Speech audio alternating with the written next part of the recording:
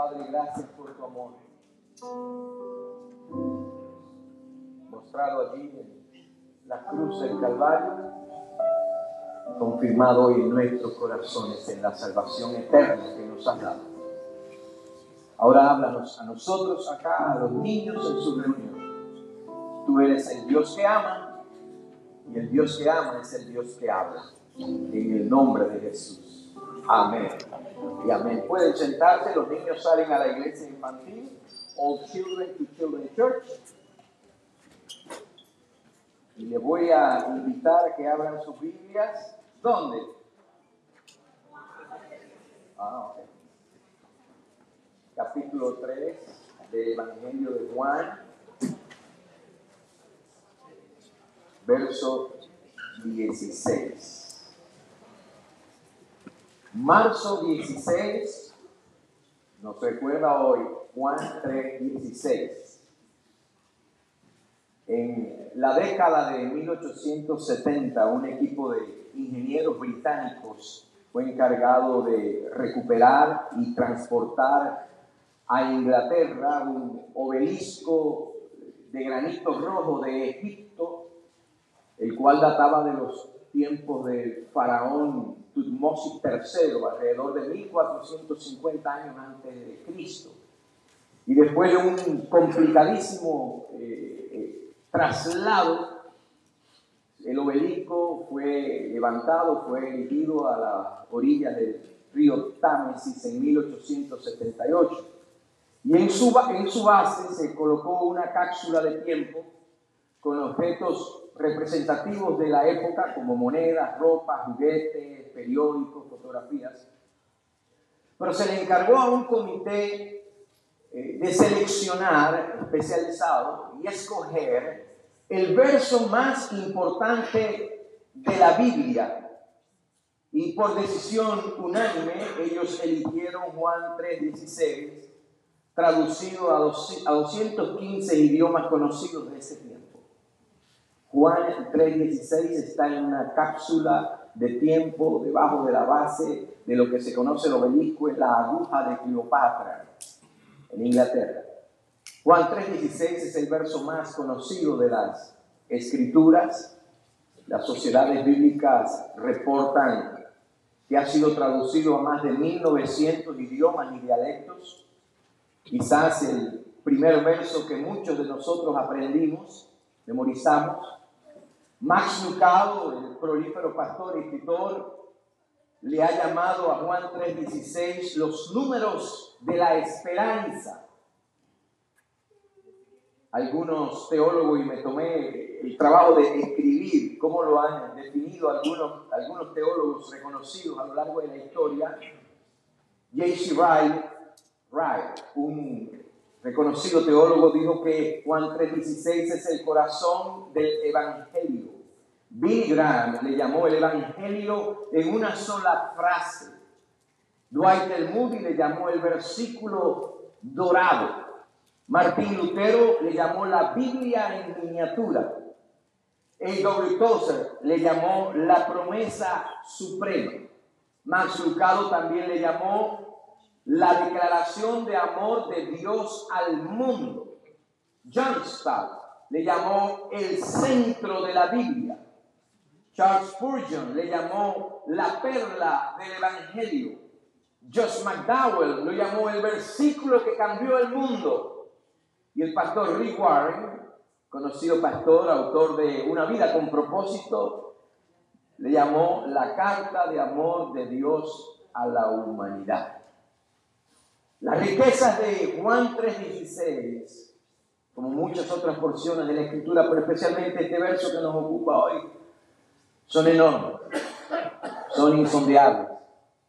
Juan 16 tiene respuesta para filosofías y teologías, para ideas acerca de Dios impresionantes. Juan 3:16, por ejemplo, responde al ateísmo porque afirma la realidad de Dios. De tal manera amó Dios. Hay una respuesta y responde al fatalismo, porque no ve a Dios como una fuerza impersonal, determinista, sino que ve a Dios como un Dios de amor un Dios personal, un Dios que se relaciona con su creación, que no es apático, que no es indiferente. Responde al exclusivismo nacionalista porque dice que la extensión de su amor no es para un grupo, de tal manera amó Dios al mundo. Responde a la idea de un Dios soberano y apático, egoísta, porque dice que Dios dio, alabado sea Dios. Responde a religiones como el islamismo, que niega que Dios haya tenido hijos o tenga hijos, porque dice que Dios dio a su hijo. Responde a sistemas teológicos deterministas, como el calvinismo, por ejemplo, porque asegura que es para que todo aquel que en él cree, no para un grupo selecto, sino para todo aquel que en él cree. Responde al pluralismo, porque Dios es uno solo, hay un solo Dios verdadero. El pluralismo afirma que todas las religiones son igualmente de válidas y que todas las religiones llevan a Dios. Juan 3:16 dice que hay un solo, uno solo, alabado sea el nombre del Señor, lo que enseña la Biblia. No perezca, responde a filosofías y teologías que niegan la existencia de una condenación eterna y de la vida eterna, más tenga vida eterna. Responde a filosofías como el humanismo, como el materialismo, que niegan la inmortalidad. Responde al escepticismo, que niega que hayan verdades absolutas. Responde a sistemas teológicos que niegan la perseverancia de los santos y la seguridad eterna de la salvación, afirmando que la vida eterna es un estado irrevocable que Dios entrega, que es segura. La vida eterna dice para quienes creen en Cristo, para que todo aquel que en él cree no se pierda, mas tenga vida eterna. Juan 3:16 es un verso tan simple que hasta un niño puede entenderlo, y tan profundo que ni siquiera la más grandemente erudita ha podido llegar a las profundidades, sondear las profundidades de Juan 3:16.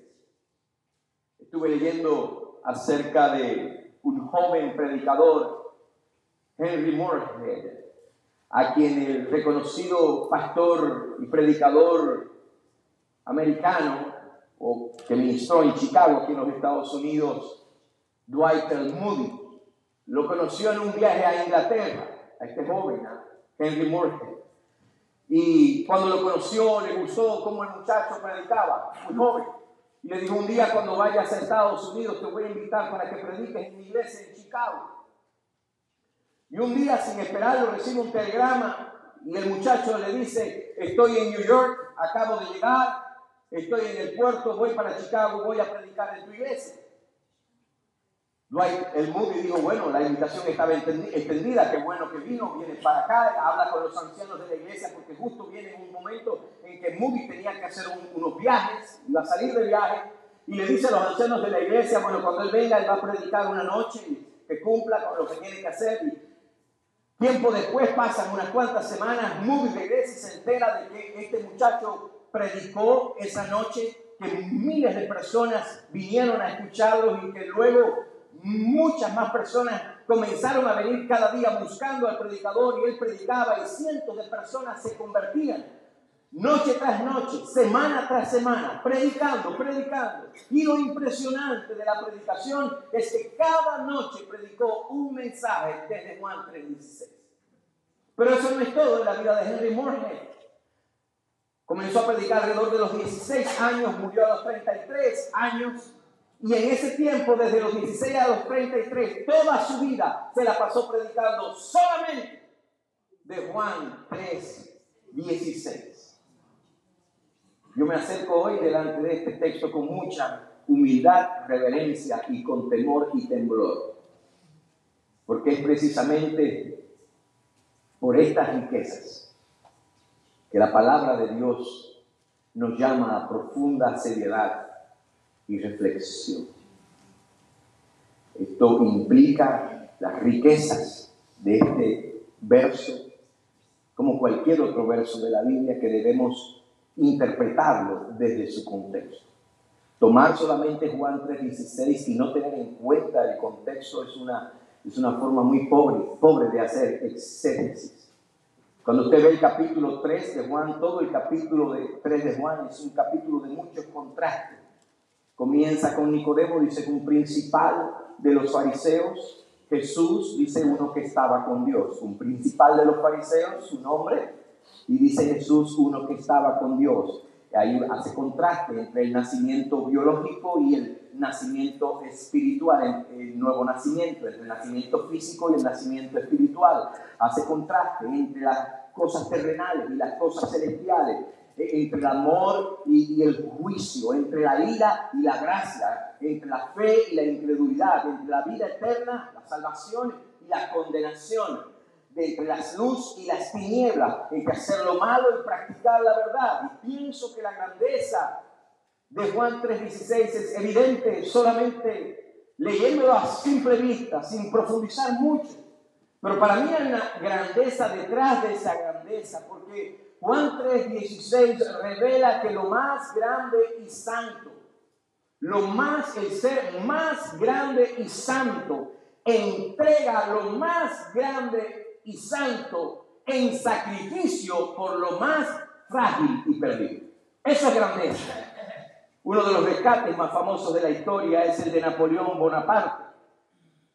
A Napoleón lo obligaron a abdicar en 1814 y fue exiliado, lo llevaron exiliado a la isla de Elba. Y Napoleón y sus seguidores inmediatamente comenzaron a planear meticulosamente cómo iba a escapar. Y la inversión que se hizo en términos de logística, de finanzas, de recursos, incluso recursos humanos, fue inmensa.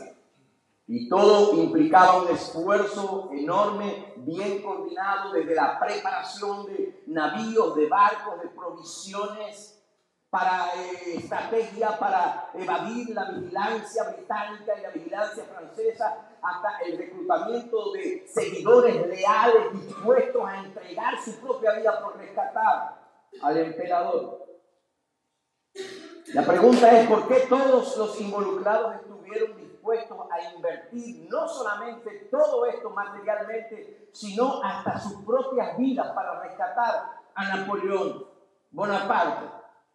Bueno, algunos porque le debían mucho a Napoleón Bonaparte, estaban en deuda con él, pero también porque Napoleón era para ellos una persona de muchísimo valor.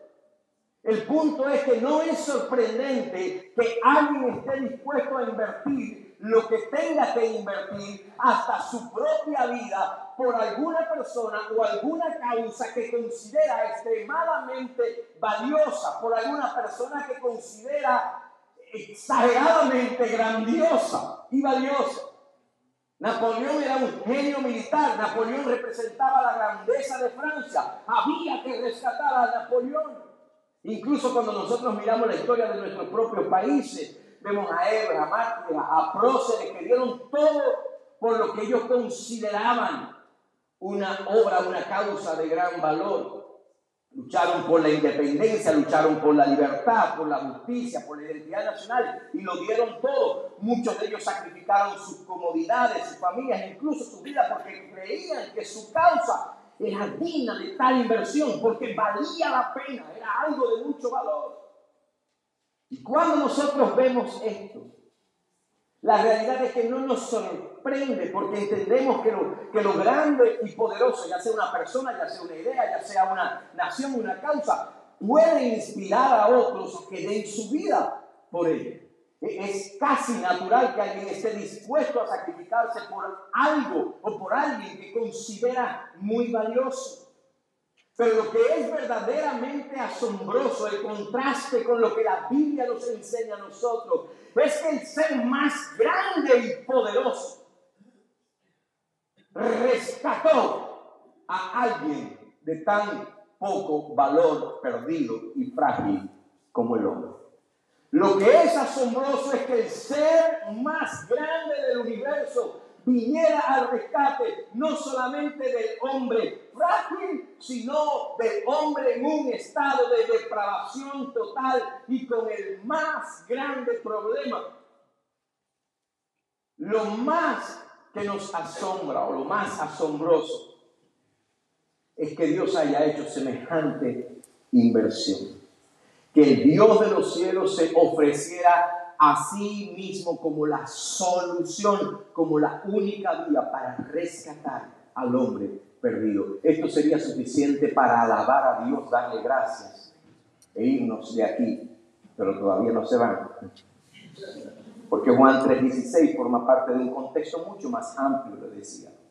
En el contexto Jesús está teniendo una conversación con un hombre principal entre los judíos, un líder religioso llamado Nicodemo, y la conversación tiene que ver con la regeneración o el nuevo nacimiento. Ahí en el versículos 5 y 7 que está en las pantallas dice: de cierto te digo que el que no naciere de agua y del Espíritu no puede entrar en el reino de Dios. Lo que es nacido de la carne, carne es, y lo que es nacido del Espíritu, Espíritu es. No te maravilles de que te digo, es necesario nacer de nuevo. Y Nicodemo le pregunta entonces: bueno, ¿y cómo es posible todo esto?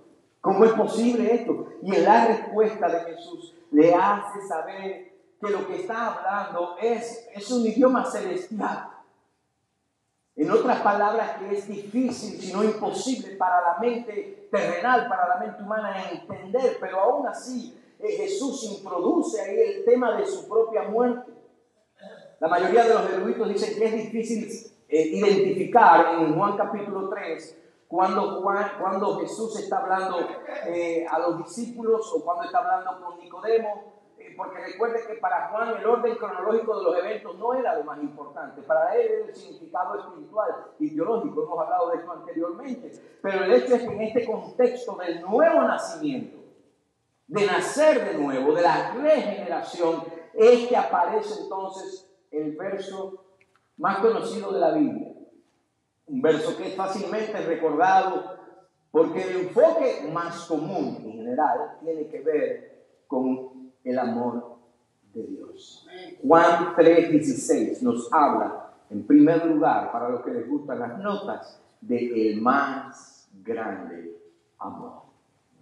Porque de tal manera amó Dios, la inmensidad del amor de Dios, de tal manera, en contraste con la profunda decadencia y depravación humana. El contraste entre la maldad humana y la misericordia divina. ¿Y cómo es posible? Y entonces Juan responde: porque de tal manera, Jesús responde en Juan, porque de tal manera amó Dios al mundo. Da la razón más grande, el más grande amor, el amor que entrega lo más grande al Hijo. De tal manera significa no solamente la intensidad y la calidad del amor y la grandeza del amor, sino la forma en que este amor se demuestra. ¿Y cómo se demuestra? La respuesta es simple: dando. La prueba del gran amor es que actuó en consecuencia. Una de las cosas que llamó mi atención cuando yo llegué a los Estados Unidos y comencé a aprender inglés, todavía no lo he aprendido, fue lo fácil que es en lenguaje coloquial americano usar la expresión I love you, I love.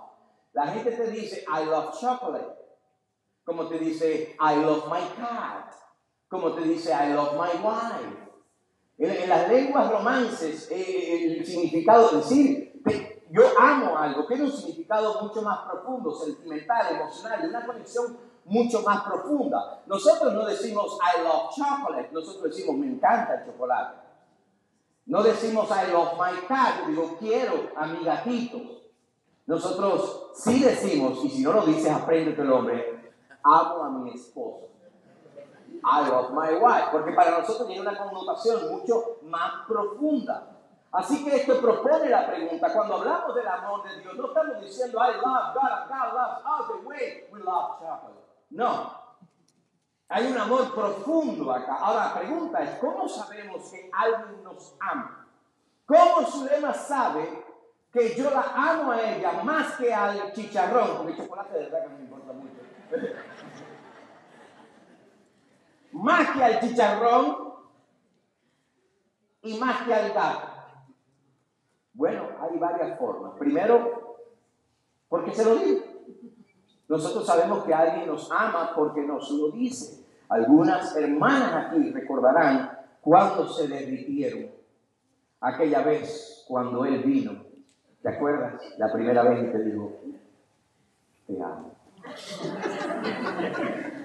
Aquí se babearon unas cuantas. Pero espere casarse. No voy a decir nada malo. Espere casarse y se va a dar cuenta que ya con decirlo no es suficiente. ¿Cierto? Ya, bueno, está bien, ya me lo has dicho bastante. Sabemos que nos aman porque nos lo dicen, pero sabemos que verdaderamente nos aman. Que somos amados cuando además de decirlo, actúan en consecuencia, lo demuestran. Es el amor. Me tomé la tarea de enviarle a algunos padres, o casi todos los padres, la pregunta. Pregúntele a su niño por qué sabe que papá y mamá le aman. Y le voy a leer algunas desde la pantalla. A ver, póngamela ahí. Liz Amanda dijo, porque mamá me llevó 9 meses en su vientre y cada día me demuestran el amor que sienten por mí. Eso me lo mandó la mamá, pero es lo que la niña estaba diciendo.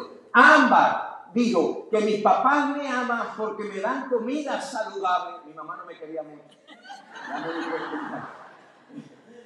Me enseñan la palabra de Dios y son muy lindos. A ver, el próximo.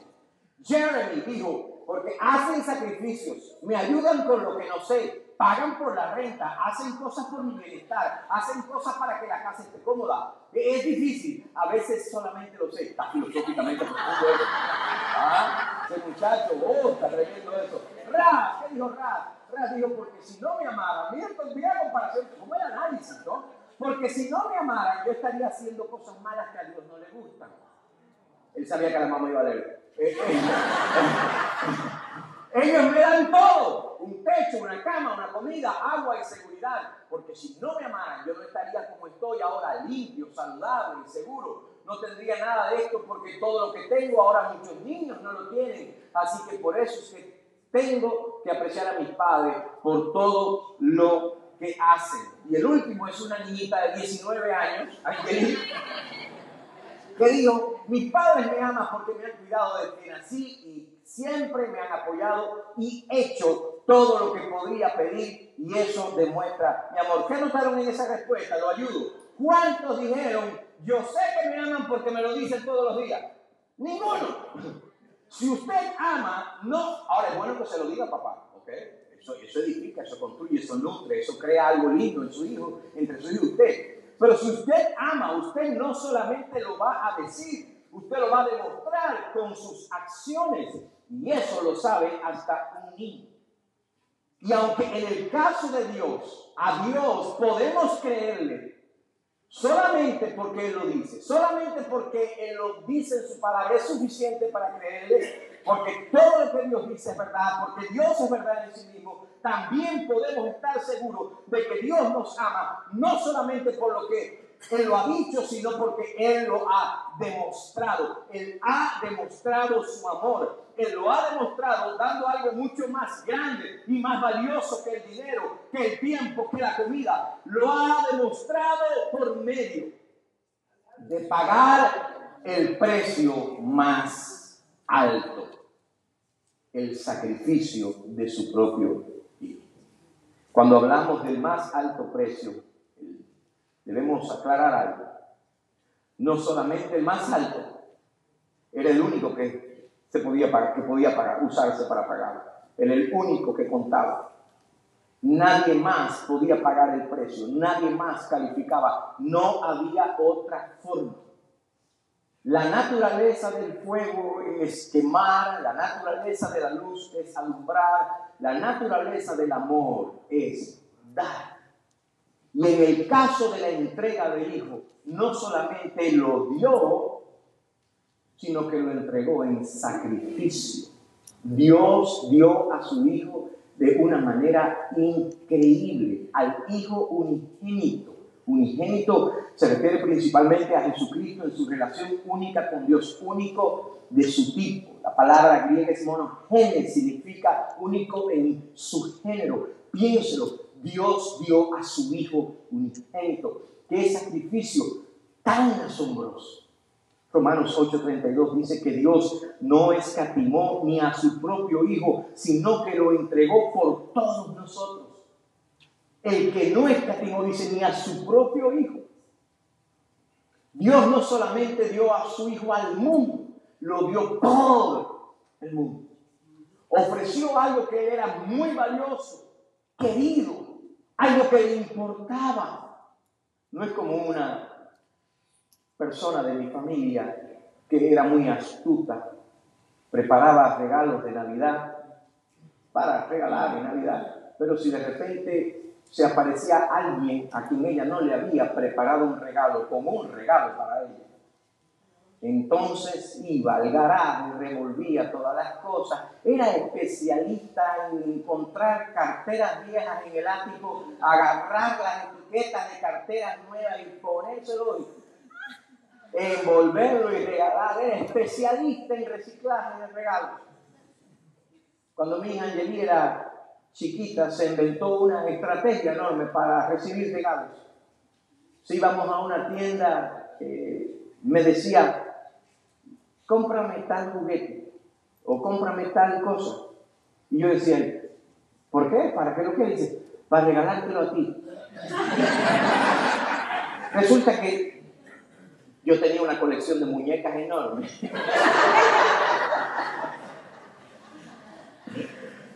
Dios no dio como la pariente astuta un regalo poco valioso, rebuscado de última hora.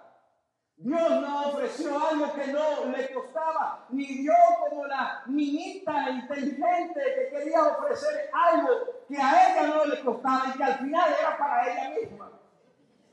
El amor de Dios se manifiesta en este increíble regalo. Su Hijo unigénito, el Señor Jesucristo, en sacrificio. Dios no requiere que paguemos para comprarlo o que hagamos algo para ganarlo, porque aunque tratáramos, no podemos comprarlo, ni con nuestras obras, ni con nuestro dinero. Y para nosotros es gratuita la salvación. Dios nos la da por gracia. Por gracia soy salvo por medio de la fe. Y esto no de vosotros, dice Efesios capítulo 2, versos 8. Pero ¿sabes? A nosotros no nos cuesta nada, pero a Dios le costó su Hijo. La salvación es gratis, pero no es barata. Este regalo no nos cuesta nada a nosotros, pero a Dios le costó su Hijo. Y Dios entregó voluntaria y sacrificialmente su Hijo por usted. Dios entregó a su Hijo como una muestra, como la más grande evidencia de su amor por ti. Y si tú y yo no recibiéramos nada más, nunca, nada más de Dios, Él nos dio ya lo más grande. Nos dio al Señor Jesucristo, y Dios dio este incomparable regalo como muestra de su amor, un amor que se ofrece al mundo entero, un amor que es global. Las dimensiones del amor de Dios no tienen que ver con Dios dio un amor grande porque el mundo es grande, no. Dios dio un amor inmenso porque el mundo estaba perdido por el gran problema de la humanidad. La grandeza está en eso. No lo merecemos, no lo hemos ganado ni lo ganaríamos aunque quisiéramos. La grandeza del amor sacrificial está en que, siendo aún nosotros rebeldes y pecadores, Dios entregó a su Hijo. Dio lo más grande. Efesios 5:8 lo dice claramente: mas Dios muestra su amor para con nosotros en que cuando dejamos el pecado, ¿eso lo dice? No, que cuando éramos aún pecadores, Cristo murió por nosotros. Juan 3:16 no tiene que ver con lo atractivo que éramos nosotros a los ojos de Dios. Oh, ¿por qué tengo que salvar tanta pureza? Tengo que salvar tanta grandeza, tan inteligente, tan bello, tan puro, tan santo. De verdad que yo, Dios, lo mejor que puedo hacer es invertir en esto. No, No había nada de atractivo en nosotros, bendito sea el nombre del Señor. Dios nos amó. Dios nos continúa amando. Dios nos ama en el presente. Ahora que hemos sido también hechos sus hijos, pero nos amó antes de que nosotros fuéramos salvos. Lo que quiere decir que en la salvación, la iniciativa la tuvo Dios. Es Dios. Que Dios actuó primero, que Dios es el que ama primero. De hecho, primera de Juan, capítulo 4, verso 19, dice que nosotros le amamos a Él. Usted lo sabe.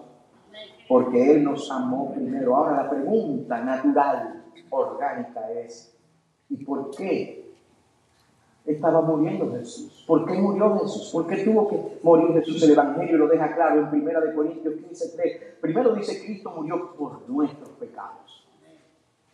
Como dicen las Escrituras. La pregunta es, ¿por los pecados de quién murió? Una vez más, la Escritura lo explica. En 1 de Juan 2:2 dice que Él, Cristo Jesús, es la propiciación por nuestros pecados. Que hay un problema para los que tienen alguna teología de selectividad. Y dice que murió no solamente por nuestros pecados, sino también por los del mundo entero. No hay lugar a dudas en cuanto a la grandeza, la extensión de su amor, el alto precio que fue pagado y la extensión de su amor. ¿Hasta dónde llega? ¿A quién se abarca? Y cuando nosotros vemos esto, no podemos hacer otra cosa que agradecidos, rendidos a sus pies y con todo nuestro corazón adorarle y cantar. De tal manera mi amor. De tal manera mi amor. Cristo en la cruz del Calvario murió. De tal manera mi amor. Esa es la realidad. Dios no nos ama a nosotros como resultado de la muerte de Cristo. Bueno, ahora que murió mi hijo, pues no me queda más remedio que amarlo. No. Dios nos ama, aun cuando usted y yo éramos pecadores. De hecho, Cristo murió porque Dios nos ama. Primera de Juan 4:9 dice, en esto se mostró el amor de Dios para con nosotros, en que Dios envió a su Hijo unigénito al mundo para que vivamos por Él. Romanos 5:8, ya lo cité, lo vuelvo a leer, mas Dios muestra su amor para con nosotros, en que siendo aún pecadores, Cristo murió por nosotros. Muestra quiere decir presentar, exhibir, constituir, hacer resaltar. En la cruz Dios lo puso todo en su lugar. Dios exhibió su amor de manera contundente, indudable. Está diciendo que Dios presentó su amor de manera tan clara y tan evidente que no puede ser ignorado ni puede ser mal interpretado. Dios probó su amor a través del sacrificio de su Hijo, el Señor Jesucristo. Pero además de su amor en la cruz, Dios también mostró algo que tenía que estar en su lugar. Dios mostró justicia, su justicia. La santidad de Dios, el rechazo de Dios al pecado, se manifestaron, fueron evidentes en la severidad del castigo. No fue un castigo sencillo, en la inmensidad del sacrificio de Cristo. Cuando el Señor Jesucristo tomó sobre sí el castigo que nuestro pecado exigía, testificó al mundo que Dios es absoluta e incuestionablemente justo. La cruz del Señor Jesucristo, el sacrificio del Hijo de Dios, representa el equilibrio perfecto entre la justicia y el amor divino, entre la santidad y el rechazo al pecado, entre la transgresión y el precio de nuestra redención. No dudes nunca del amor de Dios. No dudemos del amor de Dios. No ignoremos el alto precio que fue pagado. Agradezcamos a Dios por ese amor. Agradezcamos también por el precio que fue pagado, el sacrificio del Señor Jesucristo. El precio que nos tocaba a ti y a mí, lo que teníamos que pagar por Dios. Dios lo asumió en la persona de Cristo. Usted no estuvo en la cruz. Yo no estuve en la cruz. El Hijo de Dios colgó en el madero, en el lugar tuyo y en el lugar mío. Él pagó el precio. Así lo hizo Jesús. Y como resultado del más grande amor, demostrando el más alto precio. Dice que todo el que en Él cree no se pierde, mas tiene vida eterna. En tercer lugar, el más rico don. Juan 3:16 nos habla del regalo más rico. Recibir el más grande regalo requiere una sola cosa: creer, fe. El resultado de la fe salvadora es vida eterna, es perdón de pecados y vida eterna. Y esta vida eterna, Juan 17:2, el Señor orando allí por sus discípulos, intercediendo por ellos y por nosotros en esa oración, la oración sacerdotal dice: y esta es la vida eterna, que te conozcan a ti, el único Dios verdadero, y a Jesucristo, tu Hijo, a quien tú enviaste. Y esta vida eterna, este rico don, es Cristo Jesús. Porque el perdón de pecados y la vida es en Cristo. Fíjense que dice: porque de tal manera amó Dios al mundo que ha dado a su Hijo unigénito para que todo aquel que quizás debía haber resaltado en Él, que en Cristo, Cristo mismo es el más rico don, que tiene otros matices este regalo. Tiene el perdón de pecados, tiene la vida eterna. De tal es así, Juan termina su evangelio en el capítulo 20, verso 31, diciendo: pero estas cosas se han escrito para que creáis que Jesús es el Cristo, el Hijo de Dios, y para que creyendo tengáis vida en su nombre. Como dije anteriormente, Juan 3:16 comienza con porque de tal manera, lo que quiere decir que el porque, esa conjunción quiere decir que conecta con los versículos anteriores. En el contexto de la conversación con Nicodemo, en esa conversación en la cual Jesús le dice: tienes que nacer de nuevo, y la pregunta de: bueno, ¿y cómo es posible eso? ¿Cómo puede ocurrir eso? Y Jesús le da una ilustración del Antiguo Testamento que habla proféticamente de su muerte en la cruz, en los versos 14 y 15, número 21 habla. El pueblo quejumbroso y rebelde recibe como castigo una plaga de serpientes venenosas que causan la muerte de muchas personas. El pueblo reconoce que ha pecado y piden a Moisés que interceda por ellos. Y Dios le dice a Moisés que haga una serpiente ardiente y la ponga en un asta y la levante. Y en Números 21, verso 9 dice: y Moisés hizo una serpiente de bronce y la puso sobre un asta. Y cuando alguna serpiente mordía a alguno, miraba a la serpiente de bronce y vivía. Cuando alguno, o sea cualquiera, porque de tal manera amó Dios al mundo, alguno, cualquiera que era mordido por la serpiente, ponía su vista, su mirada en la serpiente, ¿qué pasaba? Vivía. Que era necesario para que la gente viviera. Algunos dicen: era necesario la serpiente. Por supuesto, era necesario el asta, era necesario que se levantara, era necesario que mirara. Pero ¿sabe lo que movía la vista hacia la serpiente? Era la fe. Tenían que creer que ahí estaba la solución. Ahora Juan 3:16 lo aclara. Cuando llega la vida eterna, la vida eterna llega cuando la persona cree en Jesucristo, el Hijo de Dios y Salvador. Cuando la gente pone su mirada en el Señor Jesucristo y arrepentido de sus pecados se rinde a Él, ahí llega la salvación. Juan 1:12 lo expresa de esta manera: mas a todos los que le recibieron, a los que creen en su nombre, les dio potestad de ser hechos hijos de Dios. Cuando llega la regeneración, cuando nace de nuevo la persona, cuando se experimenta el nuevo nacimiento, cuando la persona arrepentida de sus pecados cree en el Señor Jesucristo, el más grande regalo, la aplicación de la salvación, el Señor Jesucristo toma lugar cuando la persona cree. Recibe el más grande regalo, a Cristo, que es la vida eterna. Recibe el perdón de los pecados, que es posible. ¿Sabe cómo es posible? Gracias al gran amor de Dios, al amor que dio a su Hijo, que lo dio como el sacrificio perfecto, el más alto precio.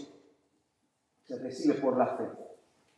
Jesús fue clavado en la cruz Fue levantado como la serpiente fue levantada en el desierto, para que todo aquel que en él cree no se pierda, mas tenga vida eterna. Yo no sé si usted tiene una relación con Dios en este edificio. Es posible que la mayoría de nosotros tengamos ya esa convicción, esa fe, y seamos hijos de Dios por la fe en Cristo Jesús. Pero si tú no lo tienes, solamente con creer, pon tu mirada y tu fe en el Señor Jesucristo, entrégale a Él tu vida, y la Biblia dice que Dios inmediatamente te va a perdonar y te va a recibir como su hijo o como su hija. Solamente pon tu mirada y tu fe en el Señor Jesucristo. Juan 3:16 habla del más grande amor, del más alto precio, del más rico don. ¿Por qué? ¿Sabe por qué? Porque el hombre pecador estaba sentenciado con la peor condena. De eso nos habla. No podemos sacar, se toma Juan 3:16, el amor de Dios, el amor de Dios, el amor de Dios, y gloria a Dios, porque está claro, implícito, pero hay algo implícito acá también. Aquí también habla del gran problema que tenía el hombre, que tiene el hombre sin Cristo, la peor condena. Yo estuve preso cuando era más joven. Yo sé lo que es estar preso, lo que es estar condenado. Sé lo que significa que una condena flote sobre tu cabeza. Pero no hay prisión, no hay sentencia, no hay condena que se iguale en magnitud a la que pesa sobre el hombre pecador e incrédulo. Déjeme decirle, uno de los grandes problemas con el evangelio moderno, especialmente el de la prosperidad, del falso evangelio, de la falsa prosperidad. Sencillo. Mucha gente detrás de esas doctrinas buscan el evangelio por lo que el evangelio supuestamente puede aportarles económicamente, materialmente. Déjeme decirle que yo sé de mucha gente próspera, de mucha gente rica que ha muerto sin Cristo Jesús. Lo que el hombre más necesita no es la comodidad en esta vida, es la eternidad con Dios en la otra. Esa es la gran necesidad del hombre. No hay prisión, no hay sentencia, no hay condena que se iguale en magnitud a la que pesa sobre el hombre pecador e incrédulo. Verso 17 dice, porque no envió Dios a su Hijo al mundo para condenar al mundo, sino para que el mundo sea salvo por él. Verso 18 dice, el que en él cree no es condenado, pero el que no cree, ya ha sido condenado porque no ha creído en el nombre del unigénito Hijo de Dios. Pero note algo aquí. La fe en Cristo es el medio por el cual Dios remueve la peor condena. ¿Quién no es condenado? El que en él cree. Condenado quiere decir juzgar a una persona como culpable y sujeta a castigo. Ese es el significado de la palabra en el original. El hombre que cree es librado de la condenación. Ya es perdonado, no tiene la sentencia sobre su cabeza. Su culpa ha sido quitada, ha sido removida. La peor sentencia le ha sido quitada. No de gratis, Cristo pagó por ella.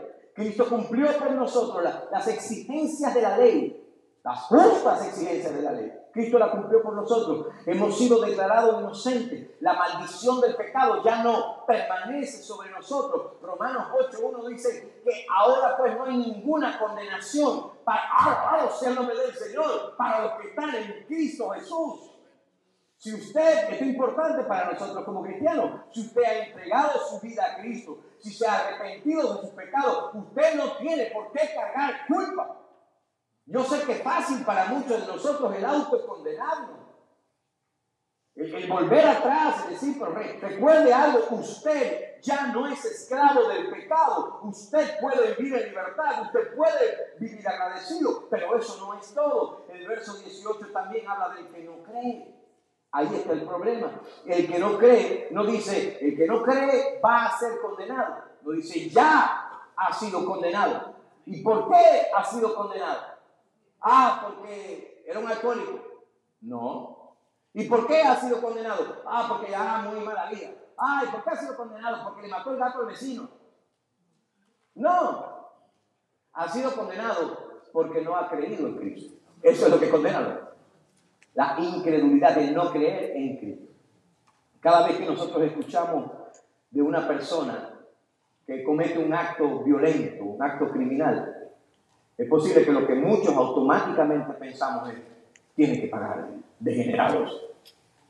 ¿Y por qué? Porque entendemos que esa es la forma de hacer justicia, esa es la forma de que las víctimas, que los ofendidos, los dañados reciban justicia. La Biblia dice que todo pecado lleva consigo, ¿qué cosa? Una pena de muerte. Romanos 6:23 dice, porque la paga del pecado es muerte. El pecado hace al hombre culpable ante Dios. Por eso necesita creer en Cristo. Porque si no cree en Cristo, en que Cristo murió en su lugar y no pone su fe en la obra y la persona del Señor Jesucristo, su sentencia todavía está activa. Y un día se va a presentar delante del juez justo y santo y va a experimentar el terrible juicio. Eso es una realidad. Yo sé que no es popular en estos tiempos. Yo sé que muchas veces el problema es que no pensamos en nosotros en términos de pecadores. Nos consideramos que somos generalmente gente decente. Somos así nosotros. Especialmente cuando nos comparamos con otros que no son decentes. Digo, yo no soy como fulano y yo no soy como vengano. Muchas veces nos sentimos hasta bien cuando podemos compararnos y ver que hay alguien que sí que es malo. ¿No? Pero hay otras cosas que se interponen, que nos impiden aceptar la realidad de nuestra condición. Puede ser el orgullo, puede ser la autosuficiencia. ¿Cuál es la realidad? Que todos pecados son culpables. Que todos son pecadores y que todos necesitan un Salvador. Y no creer en Cristo es en sí misma una ofensa al Dios infinito. Y la ofensa tiene un precio. Juan 3:16 nos habla del más grande amor, del más alto precio, del más rico don, de la peor condena de la que nos libra el Hijo de Dios. ¿Y por qué? ¿Por qué todo esto? Bueno, en último lugar, porque Juan 3:16 tiene que ver también con el propósito supremo. ¿Sabes cuál es el propósito supremo de toda la Biblia? De tu existencia, de mi existencia, de tu salvación y mi salvación, la gloria de Dios. El miércoles, al finalizar el servicio, Viviana me hizo una pregunta que le decía a ella ayer, ha sido históricamente una de las preguntas existenciales más profundas y recurrentes en la historia de la teología y de la filosofía incluso. Y ella me preguntó, pastor, si Dios sabía que nosotros los seres humanos le íbamos a dar tanto trabajo, bueno, filosófico, e íbamos a hacer tantas cosas malas, ¿para qué se tomó el trabajo? ¿Para qué nos hizo? ¿Con qué propósito nos hizo? ¿Te has hecho esa pregunta alguna vez? Si Dios sabía que nosotros íbamos a meter la pata. Bueno, primero vamos a definir.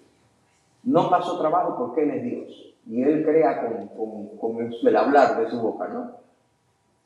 Pero ayer, conversando con Viviana, ella me comentaba que está estudiando la fe y mensaje bautista, y aunque yo le di la respuesta, que es similar a la misma que dice el material que estamos estudiando los miércoles, ella me dijo en la página 34, ¿no? Y mira lo que dice: Dios demuestra su providencia. ¿Recuerda cuando estudiamos la providencia el miércoles por la noche? En cómo lleva a cabo su propósito en la historia. De hecho, todo el cosmos existe con el propósito supremo de mostrar la gloria de Dios mediante la redención de los pecadores. Todo Juan 3:16, como toda la Biblia, tu redención y mi salvación, toda la inversión de Dios, el sacrificio de su Hijo perfecto, de su Hijo santo, de su Hijo puro, del Hijo, del amado de su corazón. Ese sacrificio, todo lo que pasó, tenía que ver con una cosa: tú fuiste comprado y yo fui rescatado, fuimos redimidos y hemos sido rescatados del pecado y de la muerte. Hemos recibido el perdón de los pecados, hemos recibido la vida eterna. ¿Sabes por qué? Porque toda esa obra redentora, toda esa inversión gloriosa y grandiosa tiene un propósito, la gloria de Dios, que Dios sea exaltado, que Dios sea glorificado. Alabado sea el nombre del Señor. Aleluya. Toda la Biblia, todo tiene que ver con Dios. Esta mañana decía a los hermanos en una pequeña intervención en la clase de escuela dominical: no simplifiquemos la Biblia al manual de instrucciones para la vida. Nos han enseñado eso. Decimos, ¿qué es la Biblia? El manual de instrucciones para la vida. No. La Biblia te instruye para la vida. La Biblia te equipa para la vida. La Biblia te prepara para la vida. Pero la Biblia es mucho más que un libro de instrucciones. Alabado sea el nombre del Señor. Le voy a decir por qué es mucho más. Porque la Biblia es la palabra viva y eterna de Dios, número uno. Por su naturaleza es más que un manual de instrucciones. Segundo lugar, porque no tienes opción. Muchos de los hermanos aquí presentes dijeron cuántas veces se han puesto a armar algo que tiene un manual y no le han hecho caso al manual. Si tú dices que la Biblia es un manual, lo vas a usar cuando te convenga o cuando tú quieras o cuando no quieras. Pero si tú entiendes que la Biblia es la revelación perfecta de Dios, es la palabra rica, viviente, viva, latente de Dios para tu vida, tú no la vas a buscar para que te instruya cómo armar tu vida. Tú la vas a buscar para tener vida y para tener una relación profunda con el Dios que se revela en ella. Alabado sea el nombre del Señor. Y eso es mucho más que un manual. Decía a los hermanos, el manual te dice cómo armar la bicicleta, pero no te revela el que hizo la bicicleta.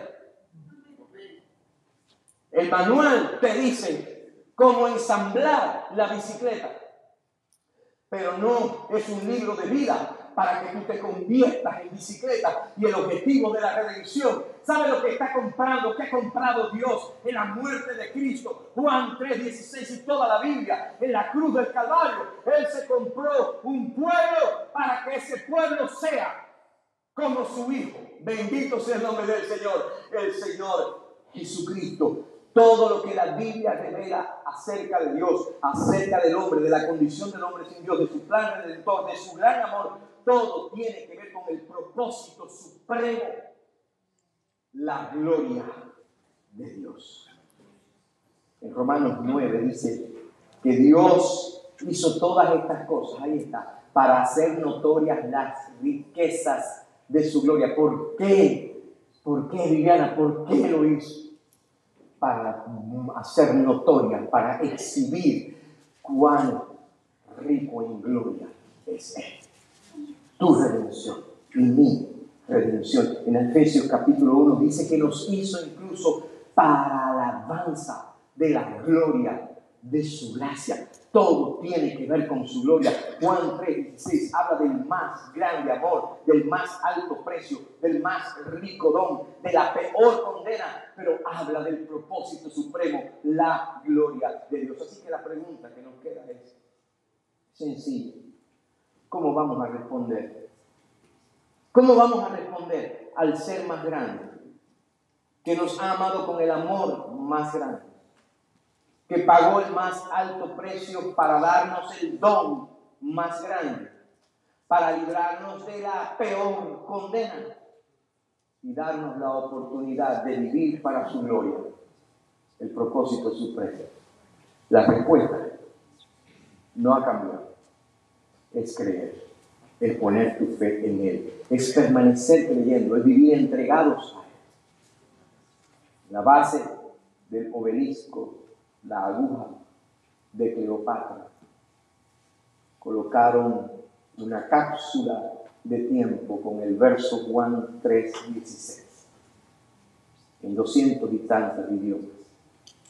Porque de tal manera amó Dios al mundo que ha dado a su Hijo unigénito para que todo aquel que en Él cree no se pierda, mas tenga vida eterna. Hace más de un siglo, el que es probablemente el más famoso verso de la Biblia, fue depositado en una cápsula de tiempo en la base de un obelisco egipcio erigido a las orillas del río Támesis, en Inglaterra.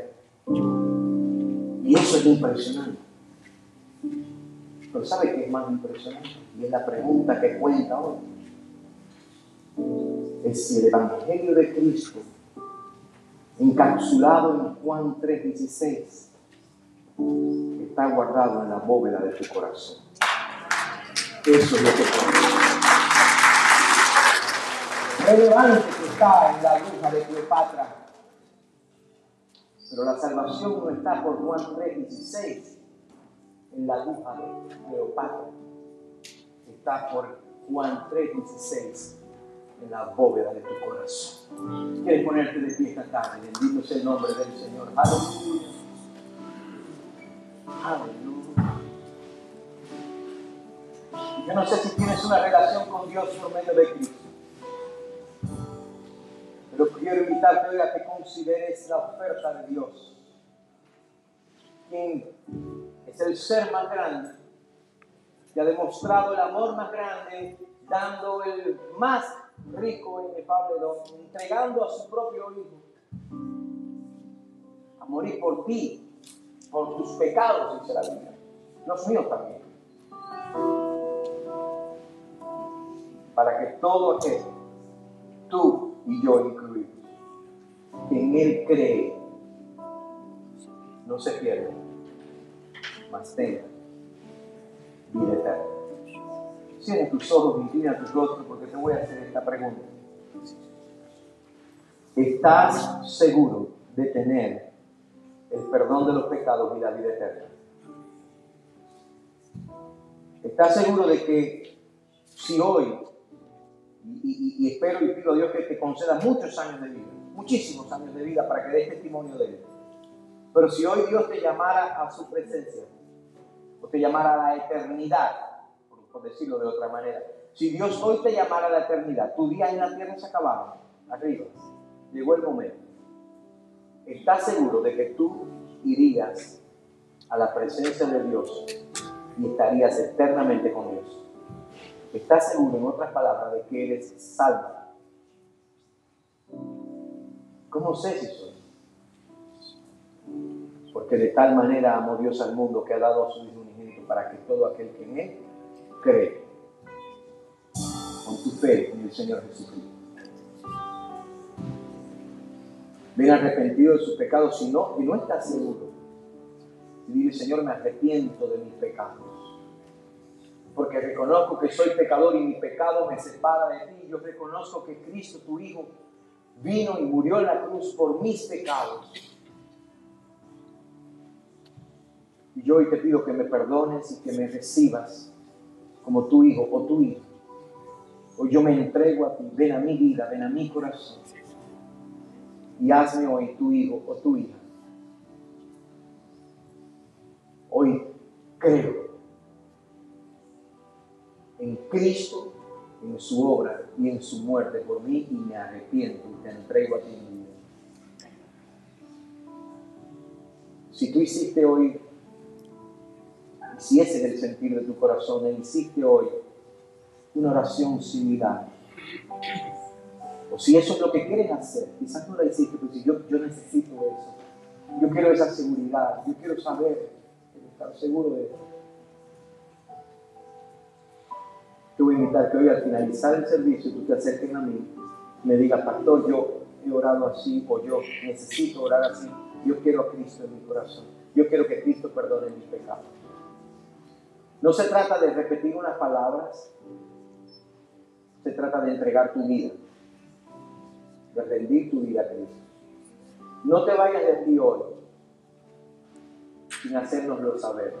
Queremos ayudarte entonces a guiarte en los pasos para que crezcas también en tu fe.